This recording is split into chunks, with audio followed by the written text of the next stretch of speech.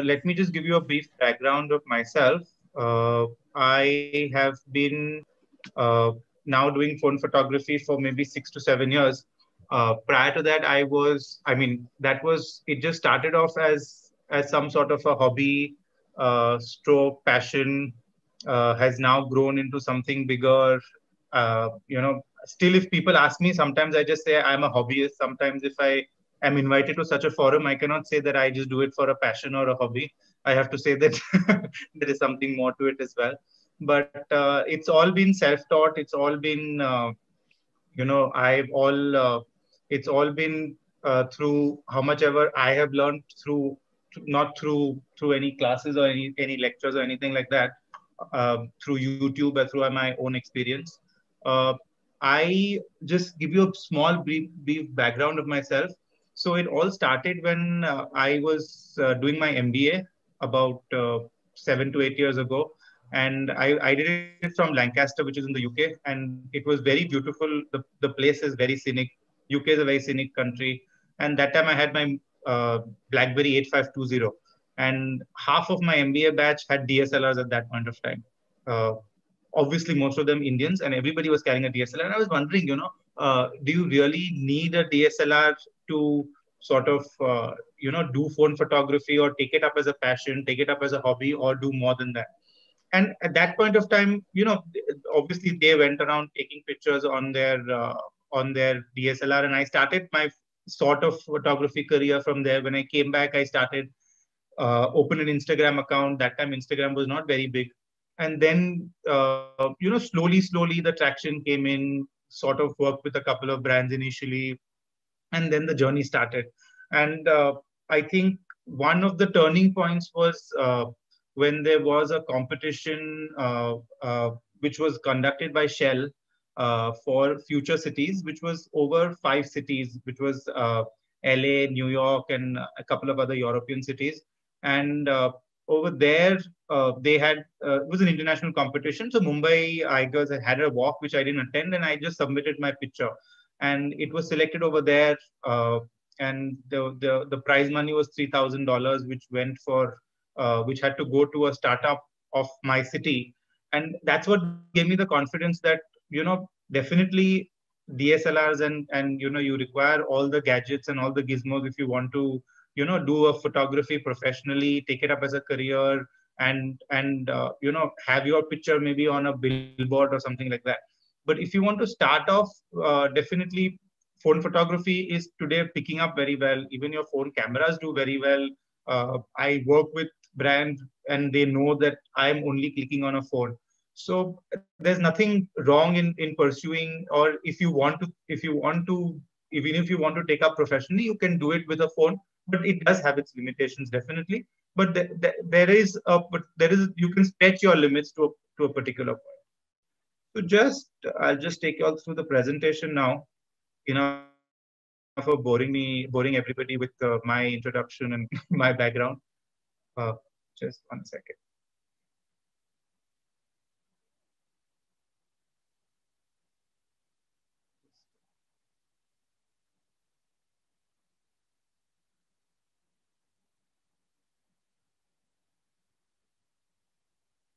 How have been the session since morning?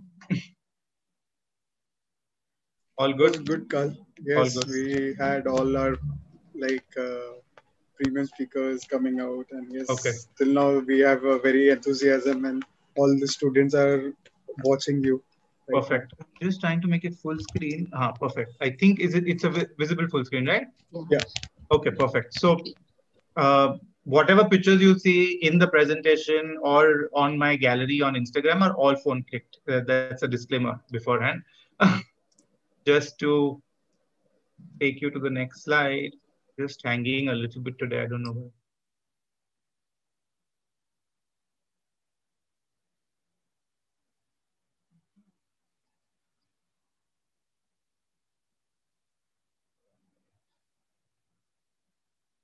Perfect. Gone a couple of. So that's a brief background about myself. As I said.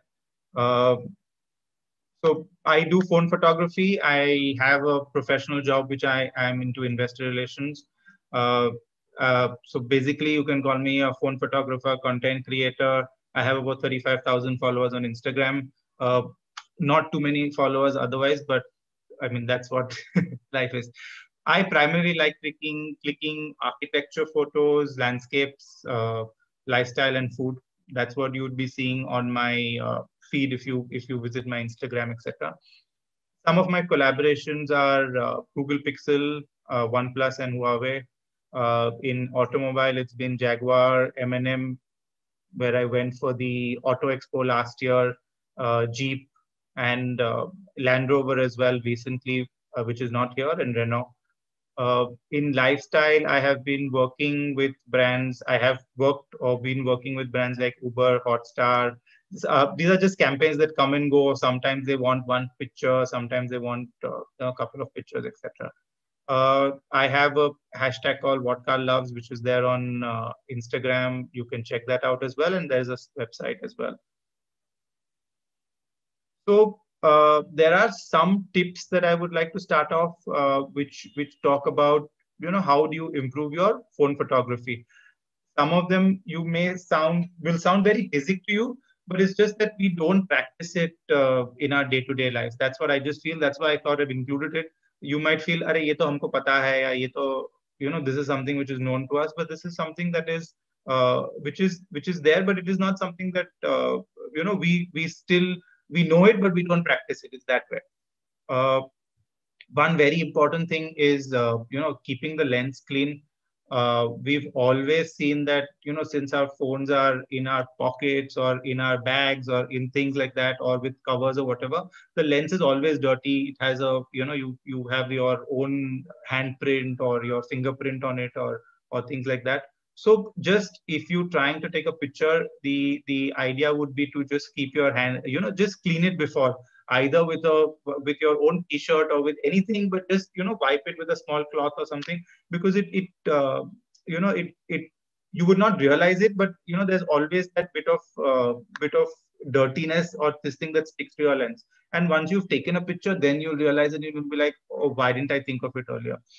If you're shooting on beaches or things like that, then there might be a few dust sand particles, or how our city life is in Bombay as well. So just sort of clean it either with a small with a very soft cloth, or even with a t-shirt or something. That definitely is something that you should keep in mind to start with. uh, the second is, whenever you're trying to take a picture, always keep your hands steady.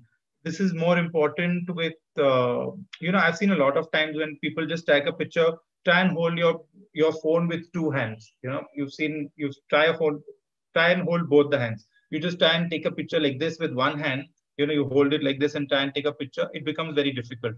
If you want to take a picture, if you want to take a horizontal picture, hold it like this. Even if it's a vertical picture, prefer holding it with both the hands. That will give it stability. If you don't want to use a tripod, or if you don't want to use a monopod, which is not required, but just hold the phone both hands. Then you can tilt it. You can do this way. It's much easier. Obviously, avoid holding, putting your hand on the camera itself, but just hold it. If you want, just hold it properly with both the hands. That's quite helpful for stability. Or you can, also put it against something, put it against a wall, put it against something. This is specifically important if you're looking at doing photography in the evening or in the night, because then even a slight shake makes it very difficult. These days you have phones which sort of help you with stability and all of that, but this is just a tip to sort of put in mind. Set the focus is also important. Once you it's like I'm just taking you through how I would take a picture, or some tips there. So first I would sort of immediately clean the camera if my phone is in my pocket, or if I've been holding it for too long. Then obviously hold it with two hands, and then you set the focus. So mostly on all phones you have a line on the right side which will tell you we want to increase the focus, or sorry, whether you want to, there'll be a small dot saying that you want to focus on a particular point. So if you're shooting a particular place or a particular car or whatever, you want to set the focus. So then automatically the contrast sometimes gets adjusted or doesn't get adjusted, but at least you can sort of guide the camera that this is where, you're supposed to be focusing at. So it'll help sort of, immediately, if you're just doing this and if you're putting that point, automatically the focus of the camera goes there, whether you want to focus on that object or not. These days, a lot of times you want to, clear, have a little bit of a blurred image behind you, do portrait mode, etc. So it's very important that you set the focus correct on what exactly you want the camera to focus on, because the camera might just take an autofocus of, the entire picture or whatever, which might not be helpful. uh, the next is the exposure. So basically, once you set the focus, if I'm clicking in too much of light, then there's a lot of exposure. You would want to bring it down a little bit. Or if it's a little bit dark in the evening time, you want to, increase the exposure a little bit. So it all depends on, when, at what time of the day you're taking the frame, whether you're taking it against the sun, whether you're taking it, with the sun in the background or light at the background, or with it. So you should first obviously set which focus you want to set on, and then when there is a, there's a sort of an exposure button here, I can show you, bring it down, make it a little dark, put it up or whatever. So it's these are, you know technically, if you go and say, if I just say set the exposure, all of that, people sound as if it's too much, it's too difficult, or it's too, it's too much of high-fi things to do. But it's just that, you play around with things and then you'll figure out, I'm sure in every phone or in every basic phone now, there is a exposure plus minus kind of a thing. So you just put it a little lower, you will see it darkening a little bit, you'll get an idea. Uh, just going next, sorry, office calls, 1 second. So avoid distracting backgrounds. This is very important, when you're doing street photography, or if you're trying to create a particular focus on a particular subject. If you're too much of mess, it depends on photographer to photographer as well, but sometimes too much of mess in a particular frame just makes it too clamped and crowded. You won't feel like, it doesn't, it leaves the, the person who's looking at it otherwise would wonder, what am I supposed to look at in the frame?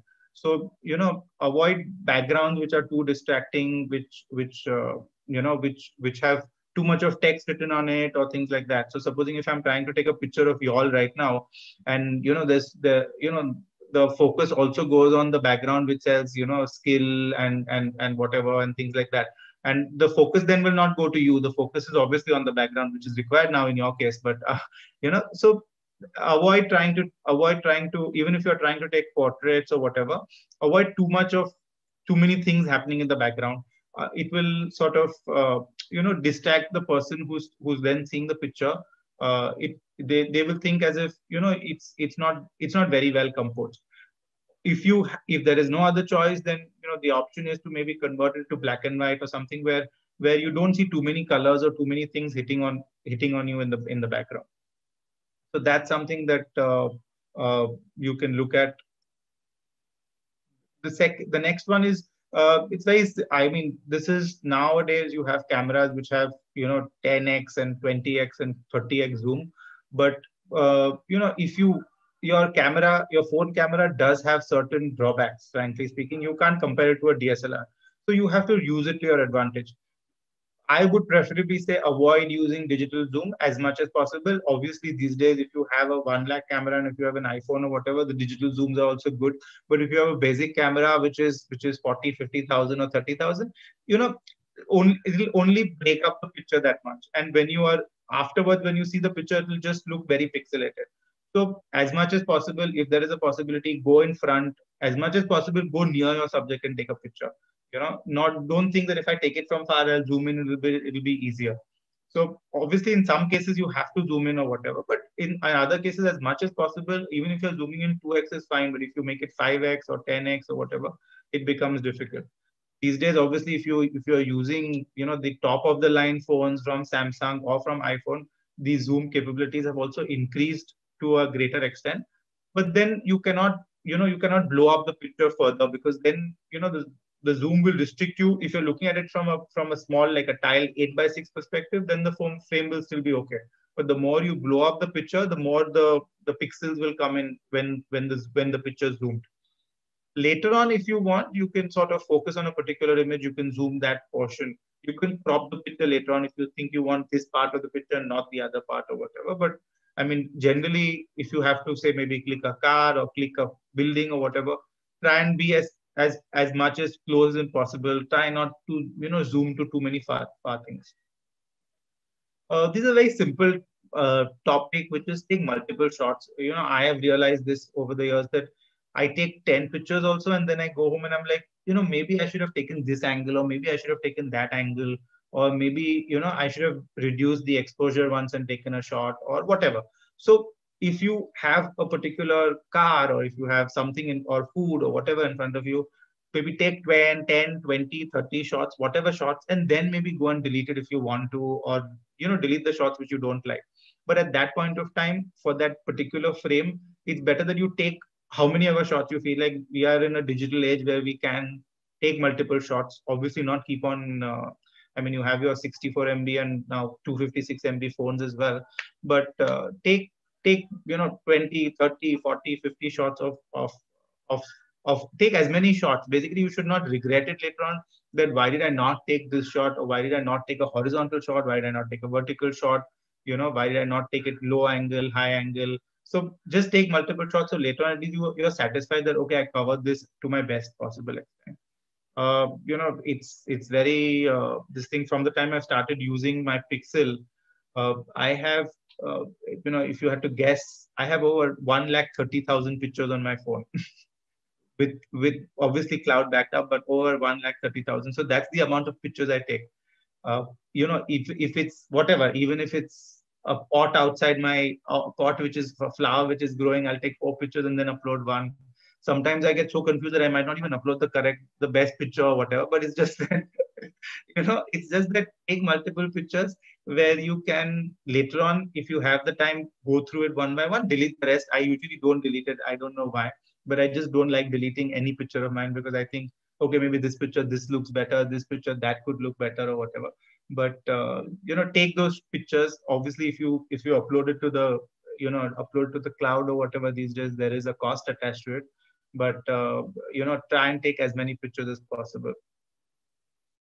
I think last year would have been the least amount of pictures added to my list, but so the other, these are small tips I'm sharing. Don't over edit your pictures. These days the trend is that if I have to make a picture stand out, I have to make it look extraordinary, or it has to look better than what the rest are clicking or whatever. My simple tip would be, light editing definitely is required. But if the more you edit the picture, the more the original feel and the look of the picture is lost. Especially if you do an HDR where it is not required, or people are, a lot of people sort of have this HDR feel to every picture. Doesn't make sense. But again, editing is a very personal choice. You can choose the type of edit you want to do. I am sure Kunal knows, being on Instagram, I don't know if the others are on Instagram, but people have their particular themes or particular styles of editing. So I would not want to comment on anybody else's style. But generally, I myself would not try and over edit pictures where pictures look completely different from what they are. And that's also something very important to what I do in photography. Is I don't want to showcase something which is simple as extremely beautiful, or use delete things from the this thing. So it's not my style. It depends. So mostly tools that I use are Snapseed and DSC, or there is Lightroom as well. People use other things for editing. But I would try and keep the picture as real as possible, as close to real as possible. You can definitely edit it, make it black and white. Use different tools to make it look better and enhance it, but it doesn't have to make it. You can't make it look completely different. So those are a few tips and tips to sort of take phone photography. I think people generally feel that people phone photography is very simple, because it's just that it's very intuitive more than anything else. So you log in, and then the best thing is, then I mean, you just have a camera in your hand 24/7 rather than a DSLR, which you have to sort of move around and take it around. So the point is that make use of that spontaneity that you have in with the phone photography, with the advantage of a spontaneity you have in using a phone camera over a DSLR, where you know have to remove it maybe from your case, or take a picture which takes a bit of an extra time, and not carry it everywhere. Obviously, a phone camera is something that is there in your pocket. You can use it at any point of time. So that's something that is always an advantage. Some rules for composition that I would like to share. So basically, these are rules sound like a very difficult and very heavy this thing, but these are some things that people can look at when they're making frames or whatever. So it just helps them compose frames more easily. You don't have to specifically say that, okay, I'm going to follow one rule and another, and sort of then my picture is going to look good or bad. So these are just some rules that I follow, or these are just some rules that generally people follow. One is the rules of thirds. Basically, if you see the next two pictures of mine, it gives a sort of, if you just divide your entire frame into 9 frames, and sort of have the person or the thing that you're focusing on in one of the 3 grids, or the in one of the side grids. It gives a sort of a 3D feel to the phone, to the photo. So if you see in both these, photographs that I'm sharing, it the first photograph on the left also gives you that sort of a feel that there is that sort of a 3D kind of an image. I don't know if you can understand that or see that, but both the films give that sort of a, as if there is, you're looking into a sort of a movie kind of a thing rather than a picture. It's not a flat picture. It is giving you sort of layers basically. If I had just taken it from the straight, the first picture, it would have just given a very, this thing. This is giving a little bit of a 3D effect. So just, just to break it up, it's you know, just keep on divide your photograph into two horizontal, two vertical lines, and try placing your subject on one side of the corner rather than just in the center, which is also fine, but you can use this as well. It is just one sort of technique to make your picture look different. These are two examples that I'm sharing over here, which sort of could help you to try and understand what I'm trying. The other thing is, you can use frame within a frame. So this also helps you to give depth to a picture. uh, of anything. If you're just trying to take a picture of, maybe just a picture of a window, maybe you can go back and sort of try and take a bit of foreground of the window, and then take up the window itself in the frame, and then a picture outside. So the right side, where you see that there is a frame of the window, and then there is a scene outside also, and there's a bit of a scene inside also. The left side is also another frame, which is, sort of, it gives you as if there are multiple frames inside one frame. So whether it is, try and use different things. You can use, train windows, bus windows. In the house, you can use different things. You can maybe use, if you've got some objects, you can just try and sort of create multiple frames. So it maybe adds just character, maybe makes the picture look a little bit more enhanced, gives a different feel to the picture. On the right side, I could have definitely gone right up till and just taken the picture of the view outside, but this gives a sort of a duality to the picture. There is a scene happening inside also, and there's a scene happening outside also.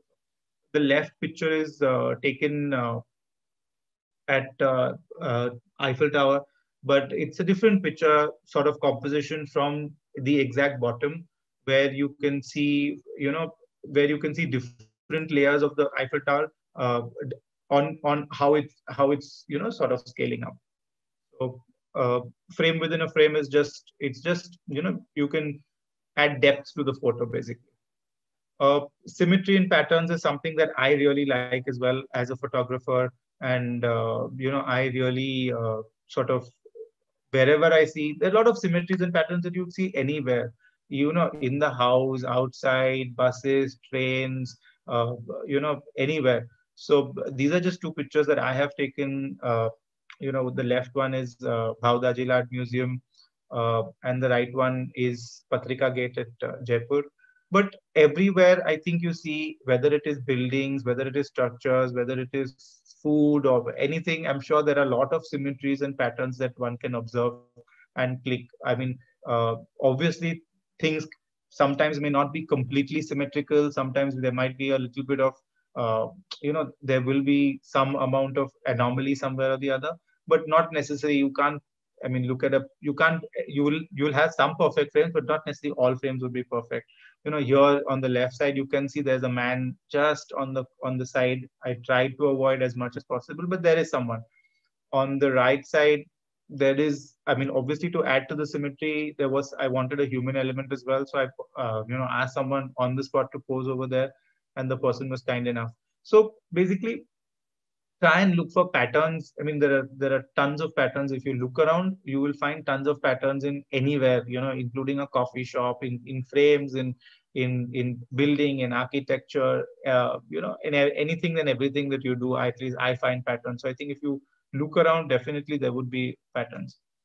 uh, Leading lines is something which, it's a composition where you're trying to sort of lead the person to see lead the person to see a particular side of the photograph. So if you're looking these are two pictures that I've taken. One is at Churchgate Station. The train, the people, the central line, all of them are leading towards one particular line. On the right side of the picture, if you see, all of the side angles and the center angles are all particular leading to a particular line. So it is just, how you can place leading lines in your composition. Obviously, this is again got to do with, it can be straight, it can be diagonal, it can be, it can be zigzag. There can be different ways of leading lines. It doesn't necessarily have to be, in one the same thing. But the left picture gives you an example of how, you can see that the train is come. I could have taken the picture from various angles, but this angle, all of the train, the sort of the markings on the platform and the people, it looks as if all are particularly moving towards a particular point. The right side also is a similar way, where you're seeing, all of the sidelines as well as the central lines are all sort of trying to converge at a particular point. So that's where, you can try and look for leading lines. It could Roads are, I think, the best example for leading lines. If you're out for a drive, or if you're, it gives you a lot of zigzags. It gives you a lot of curves, bends, where you can um, sort of try and let the entire, point of the photography, or the entire direction of the photography, make the person who's looking at that picture look through that particular point. Rule of odds is something else that a lot of people do. It's basically, if you're trying to click, they say you should try and click either one or three or five of a particular thing. So if you're trying to click, maybe if it's flowers, then maybe one or two doesn't. Try and have three. Have one in the foreground. Have one a bit in the background. So uh, that's the rule of odds. Basically, try and have one, three, five, seven, whatever in that sense. So the left side also, has apart from just having that one person in the frame, there's a lot of other things. There is symmetry again. If you can see, you can see those lines, straight lines of the window. So the whole line, the frame is meeting this way as well. You can see boxes. You can see a lot of boxes on the left side. On the right side, these were three monks who were walking in, and I wanted to click them, as showing the movement at a particular point.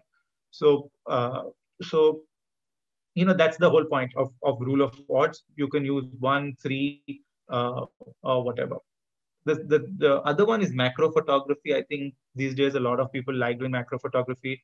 Uh, People specify into macro photography. It's not something that I do a lot or whatever. Uh, Obviously, you have your, in the phone, you have your settings to sort of try and zoom and double zoom and triple zoom. I mean, it's best to take by macro photography. You can take off, of sort of small insects, animals, of, bees and birds and whatnot, and things like that. Of still life also, there is macro photography. A lot of people ask me which lenses are good. You can add extra lenses. on top of your phone camera, there are lenses from Movement or uh, Skybeak, which is there. These are the two which are recently, which are good. Movement is from the US. Skybeak is right here, so and Skybeak is not very expensive, and you can use it for macro photography, or it's just an external lens that you add on to your phone, and it'll help you sort of zoom in as well. These are pictures that I've taken purely not using any other zoom, just the phone zoom as well. Uh, and Fortunately, both of them have been taken in my office only. So yeah, it's not, that's the main part about phone photography. You don't have to, the left one is just one office plant and there was a droplet of water. I thought, let me capture it. The right one was a bit lucky there, but they didn't move at all. So it was good for me to take pictures and sort of expose them. But that's, I think, the main, I think, positive of phone photography, that you can just take a picture whenever you want to, and you don't have to specifically go for a walk or go out to take pictures or to take product pictures. So it's just, that's the beauty of phone photography. That's why I think for people, lazy people like me, I think it makes much more sense, rather than so these are just back to macro photography. This is a couple of examples. A lot of people use droplets, water, different textures. You can use a lot of things, even masala that you use to cook at home. A lot of things you can. I mean, in the lockdown, I've done a few pictures of that. So a lot of things, even in home, a plant that you have or something, or things like that you have, you can make, you can use that for macro photography. Uh, I think there's not a rule, but the important thing is to try different compositions. Keep on trying different things, because there is not, earlier when you had a camera and you had just 30 or 40 pictures to click off. Here you have an n number of points. You can take pictures, delete pictures, and there's no problem with memory. So these are just flat lays is something that I like, and these are just pictures that the left picture is taken while I was waiting at a signal. That behind you can see is the CST. You can even see the sort of the torch on the top. And I think the most special part was this Ganpati, which was coming in, and you can just see the Ganpati above the steering wheel, just staring at in the picture, and the entire thing going uh, in the background. There was this droplet of water, which is a little bit of, I wish that was not there over here on the screen, but I couldn't help it. But so this was just at waiting at a signal. Immediately remove the phone, focus, take a picture, and you have 20 or 30 seconds a lot of times to take pictures. I think the same goes even when I usually go out with friends. They don't give me too much of time to take food pictures. Half of them are in a hurry to just gobble the food down. So not a lot of time you get to take pictures in your daily life. I think phone photography gives you that advantage. The right picture is just a flat lay, sort of used food compositions, put someone's hand, which makes it look a little bit better as well. So that's there. I think I've overshot my time as well. uh, just some key takeaways. I think if you are looking to become a professional photographer, I think you can obviously invest in gear, take up courses. Definitely all of that is good. uh, Use phone photography or mobile photography to your advantage. I think, as I said, spontaneity is one advantage. Taking n number of pictures, all of that is all of that is the advantage which you still get over a DSLR. Obviously, you can't take pictures in the night. There are some disadvantages also, which I mean, skip for the moment. These are the key takeaways. I think this is uh,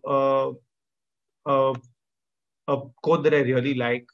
I think if you're in sort of a today's day and age where every profession has thousands of people running after it. I think everybody will be there, but more than superior talent, I think if you invest time and effort into anything, that will be valued, and I'm sure that will take you places more than anything else. So I think that's the end of my sort of rant on phone photography. Happy to, I mean, I don't know whether there are questions or anything, but I'm sure, I hope I've dropped people with a few bits that they can take back home. So first of all, thank you so much, Carl, for this amazing session. Yeah, I also take photographs, but I never knew like we have so many things in photography. So this is something that I am definitely gonna take back with me, and I'll click Thank you. pictures and I'll definitely forward it to you to review it. No worries. You can do that. I mean, you can or if you're there on Instagram, share it on Instagram. Kunal keeps irritating me on Instagram. Lost thousands of By the way, I have gone through all your pictures on Instagram. It's just amazing. Thank So you. on that note, so I have two questions that I have received from our students. Sure. The first one is, which phone do you suggest if you want to click good pictures? So if you are a passionate photographer, I think Kunal would know my answer. Definitely, Carl would go for a Google Pixel. So I use a Google Pixel. I would, if you want to do basic phone photography, I think a Pixel is good enough. The latest Samsung phone I haven't seen, the one that is just released. So I would not. If you have no holds bar in terms of money, then definitely go in for an iPhone. I would definitely say. But if you below 50,000, I think the Pixel is a good phone. The Pixel OnePlus is also a good phone, but I don't know. For some reason, the software in the Pixel just is their camera is very simple, but I think Pixel would be below 50,000. If you have a lakh or something, please go for the iPhone 12 Pro. Oh, gift me one as well. Okay, so I have one more question. Actually, it's a combination of two questions in one. First part is, so which editing app do you suggest to edit our pictures? Number one. Right. Second, if I want to pursue photography as a career, what Right. should I do? So photography as a career, I would not be the right person to be saying that. I think there are a lot of it depends on what point of life you are in as well. I think if you're after 12th, there are photography classes as well. After 15th, also there are photography classes. But my personal suggestion would be that at least have a graduate degree in hand, and then you can pursue. I'm sure these days with a BCom or with an engineering, half the time the students are outside the college, and you can easily do a side by side course side by side from. I think Xavier's has there are a couple of institutes. There is a institute called Shari as well. So there are a couple of photography institutes in town. I would not know which one is good or which one is bad. I've heard a couple of friends do from a couple of places, but I think I would at least suggest the person that better finish off your formal studies as a backup, and then you can definitely do it side by side or post that or whatever. Yes. And I'm sure if you look up the net, I think there are thousands and thousands of videos available on photography, phone, and DSLR. So that's there. And for apps, for apps, I would suggest, definitely it makes sense that VSCO is there, which is a phone-based app. You have VSCO, Snapseed, Lightroom. I use VSCO and Snapseed. Lightroom, I've not been using it, but it's available on phone free as well. So that's something you can look in as well. Thank you, Carl. Thank you. Okay, any other question? So if there are no questions, that means the session is too good or the session has been too bad. I don't know. No, the session was very good and it was very helpful, Carl. We have learned a lot, and in between we were clicking pictures from your presentation also. Oh, is it? So we were trying copyright. You can't Copyright. But I'm just joking. So please be. It was very informative session. We were trying to implement whatever you showed in this session. Yeah, so that was an amazing session, Carl. Thank you for giving us the useful tips. And I guess now all of us can start experimenting around the things. And I think that the whole idea is to just keep on clicking pictures. I think that's the idea that we don't look at. Just keep on trying, take different pictures. It's much easier. It's like practice makes a man perfect. If you click 10 pictures, one will come good. It happens with me also when I go home and I'm like, why didn't I take this angle or that angle? But definitely take, just try and click pictures. Delete them if you don't feel like having them later on. So that's definitely a piece of advice. Great. It was great having you all as well. Good to sort of have a quick session on photography and share it with the audience. I hope they gain something out of it. Yes, definitely. Yes, definitely. So thank you so much for taking your time for us and our viewers. So have a great day ahead and wish you a happy Republic Day. All the best to you all also, and have you all also have a great time for the rest of the session. Bye-bye. Thanks, Kunal. Thank you. Bye. Bye. Thanks, Richa. Bye-bye. Thank you. Bye-bye.